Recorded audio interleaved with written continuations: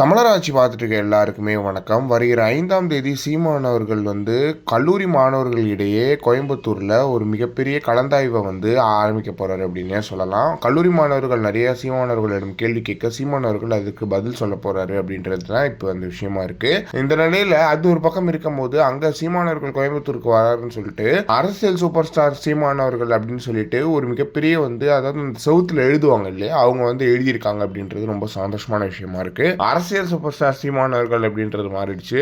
சீமானவர்களுக்கு ஒரு பேரா மாறிக்கிட்டே வருது அப்படின்னே சொல்லலாம். ஒரு காலத்துல பொலிட்டிக்கல் ஃபோர்ஸ் ஆஃப் தமிழ்நாடுன்னு சொல்லிட்டு சீமானவர்களை கூப்பிட்டு இருந்தாங்க. இப்போ சீமானவர்கள் என்னவா மாறி இருக்காரு அப்படின்னு பாத்தீங்கன்னா அரசியல் சூப்பர் ஸ்டாரா மாறி இருக்காரு. சீமானவர்கள் மேடையிலே சொல்லும்போது நான் அரசியல் சூப்பர் ஸ்டார், ரஜினி அவர்கள் சினிமா சூப்பர் ஸ்டார் அப்படின்றது சொல்லியிருந்தாங்க. அது மட்டும் இல்லாம அதுக்கு முன்னாடி நிறைய பேர் சொல்லியிருக்காங்க சீமானவர்கள் அரசியல் சூப்பர் ஸ்டார் அப்படின்னு சொல்லிட்டு. இதனால மட்டுமே சீமானவர்கள் அரசியல் சூப்பர் ஸ்டார் ஆயிடல, அவரோட கொள்கையினாலதான் சீமான அரசியல் சூப்பர் ஸ்டார் இருக்கு. அவர் சீமாண்டா அப்படின்னு நெஞ்ச தட்டி ஒரு வீடியோவில் சொல்லுவார். அதுதான் எனக்கு ஞாபகம் வருது, நான் சீமாண்டா அப்படின்ற மாதிரி இருக்குது.